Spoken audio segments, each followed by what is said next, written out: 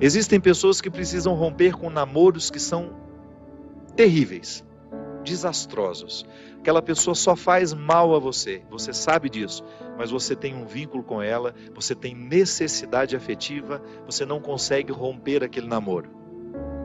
Então, você, de repente, você se encoraja, você fica com tudo claro diante de você, essa pessoa não me faz bem, eu não posso me casar com essa pessoa, porque se no tempo do namoro já está assim, imagina na época do meu casamento, depois no meu tempo de casado, vai virar um inferno pior ainda do que já é. Aí você se encoraja, motivado por pessoas que estão ao seu lado, a romper. Aí é terrível no dia que você rompe. O sofrimento é cruel dentro de você. Parece que você nunca mais vai se recuperar, que você só pensa naquela pessoa. Por quê? Porque apesar dela te fazer tão mal, você tem um vínculo doentio com ela, de dependência afetiva. Você sabe que ela te faz mal, mas você não sabe viver sem ela. Aí você começa a dar passos. A primeira semana é horrível. Você sofre, você chora, você não pode ouvir a música, você não pode sentir o cheiro, você não pode ver aquele pedacinho de não sei o que ele esqueceu lá na sua casa, que tudo aquilo é terrível. Mas de repente você começa a dar passos de libertação. É como se você estivesse andando na direção de uma terra que só vai te fazer bem. E um mês depois aquele sofrimento ficou melhor, 2 meses depois aquele sofrimento melhor, e de repente você não está nem mais lembrando. Claro que ainda existe ali um vínculo silencioso sendo desarmado, porque a dependência afetiva, ela não morre da noite para o dia. A gente precisa, é como se você fosse sufocando uma célula cancerosa com o processo da quimioterapia, sabe? Que você vai retirando a vida da célula cancerosa, que é a célula que nos mata. Aí digamos que 3 meses depois, você encontra de novo com aquela pessoa, e você tem aquela famosa recaída. Aí pronto. O castelo que você estava construindo, o chão que você tinha andado, que tinha sido tão difícil, você joga fora e você volta para o Egito, você volta para a escravidão. Você faz o mesmo que os companheiros de Moisés queriam fazer, voltar a comer a cebola, voltar a comer o alimento podre, estragado. Aí você reata aquele relacionamento, porque ele é doentio e você não cuidou da devida distância que você deveria manter. Porque quando você tem essa dependência afetiva, você tem que estabelecer a distância, porque senão você não se cura. Você tem que parar de querer saber da vida daquela pessoa, porque senão você não se cura. Você precisa parar de ficar fuçando o Facebook dela, porque senão você não se cura. Você precisa parar de ficar investigando a vida. Onde que ela foi? O que ela está? Você tem que cessar todos os pontos que podem lhe fazer querer voltar para o Egito. Porque senão você nunca vai se libertar. Aí 3 meses depois você está bela e formosa já, matando a célula cancerígena, você vai dar mais uns beijos na boca, volta àquela dependência horrorosa e o inferno retorna na sua vida. Na sua primeira semana é até bom que está tudo voltando. Daqui a pouco, minha filha, você está no inferno pior do que você estava 3 meses atrás. É assim. Quando a gente não sabe viver o desconforto que nos edifica, a gente se boicota o tempo todo. É como parar de beber, é como parar de fumar. Você fica sem fumar 1 ano e você comemora porque você parou de jogar aquela toxina cancerígena no seu organismo. E de repente você vai lá e acende um cigarro de bobeira e aquele vício volta como se fosse um monstro capaz de te comer inteiro. Pronto. Todo aquele sacrifício que você fez dos primeiros dias sem fumar vão para o saco. Por quê? Todo aquele sacrifício vai para o saco. Por quê? Porque você não foi capaz de viver o desconforto de renunciar. Minha gente, é impressionante como essa mão de Deus nos auxilia assim, nos fazendo conscientes do que nós precisamos romper na nossa vida. São situações que a gente precisa estabelecer limites para elas, porque senão a gente não vai ser curado nunca.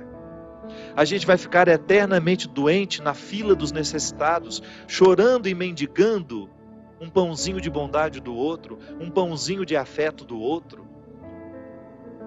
Pelo amor de Deus, nós não fomos feitos para isso. Nós não fomos feitos para ficar arrastando dependentes afetivamente dos outros. A gente foi feito para amar. E o amor só tem sentido na nossa vida se for para nos edificar, se for para nos ajudar a atravessar o desconforto do deserto. Caso contrário, ele não faz sentido. Esse pseudo-amor, esse falso amor que às vezes a gente diz sentir um pelo outro, que não nos ajuda nos desconfortos do deserto. Eu preciso viver os meus desertos, você precisa viver os seus. E os verdadeiros amigos são aqueles que reconhecem os desertos que o outro precisa passar e fala: isso mesmo. Vamos passar por esse deserto porque você precisa dele. Agora, a Poliana, ela quer aquela vida feliz, ordenada. Lembra daquela personagem? A Poliana, onde tudo era o jogo do contente, né? Para com isso.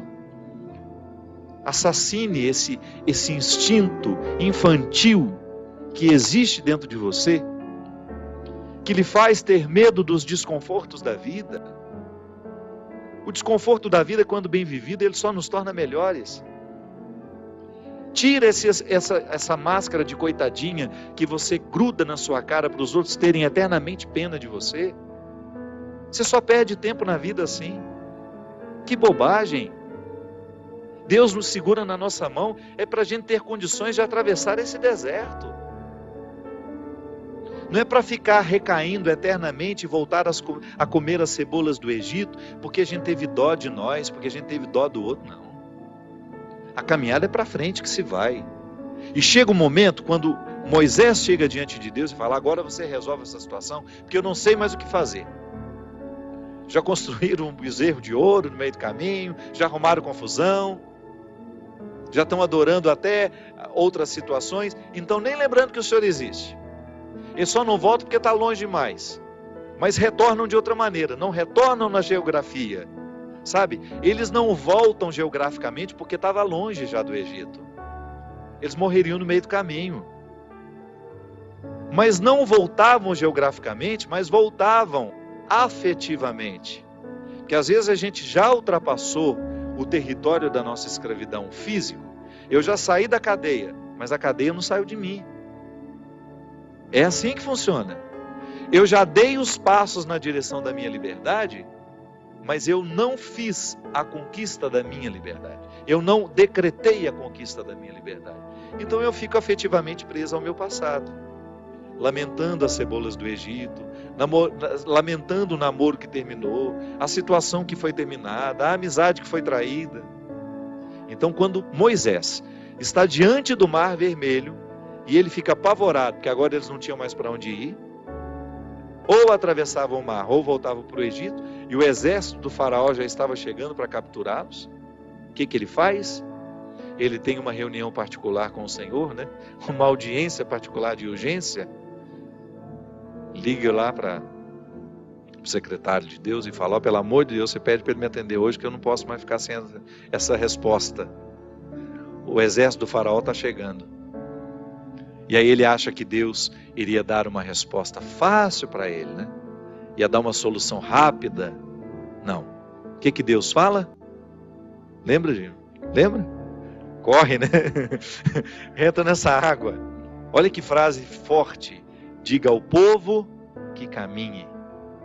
Eu não vou fazer por vocês o que só vocês podem fazer. Eu vou dar todas as graças para que o milagre aconteça. Eu vou fortalecer a coragem de vocês, mas se não colocar o pé na água, se não desafiar este mar, ele não se abre. E foi o que o povo fez. Moisés à frente, certamente, cheio de medo também, né? Ai, meu Pai de misericórdia, o que vai acontecer agora? Quando ele começou a entrar, a colocar os pés na água, Deus faz a sua parte. Minha gente, a nós nem importa se isso aconteceu dessa maneira mesmo. A nós interessa é o fato de que Deus faz diariamente isso na nossa vida. Sempre que eu me encorajo a vencer os mares que me desafiam, eu estou exercendo o cuidado de Deus na minha vida. Sempre que eu me encorajo a colocar o pé no mar que me ameaça, eu estou cumprindo a parte da promessa de que Ele estará sempre ao meu lado. Você faz a mesma coisa.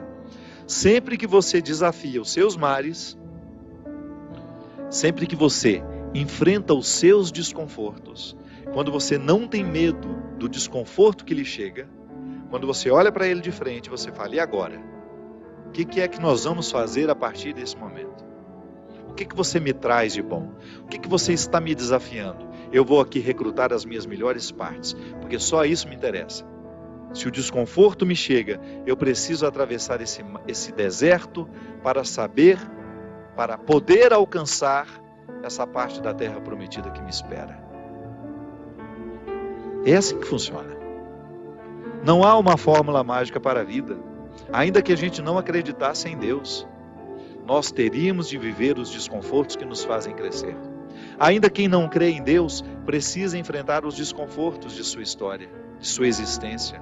Agora é claro que quando a gente acredita em Deus, quando nós acreditamos de que existe alguém superior a nós, nos capacitando para a gente fazer a travessia, um conforto a mais nos é oferecido. Por isso, baseados na experiência deste conforto que eu já fiz, que você já fez, em muitos momentos, quando essa mão de Deus cuidou de nós, e que a gente dá continuidade ao processo de caminhada, de enfrentamento. É enfrentamento, a palavra é essa. Se a gente não vive os enfrentamentos diários dos nossos desertos, dos nossos conflitos, dos nossos medos, a gente nunca vai chegar ao conhecimento da terra que Ele nos preparou.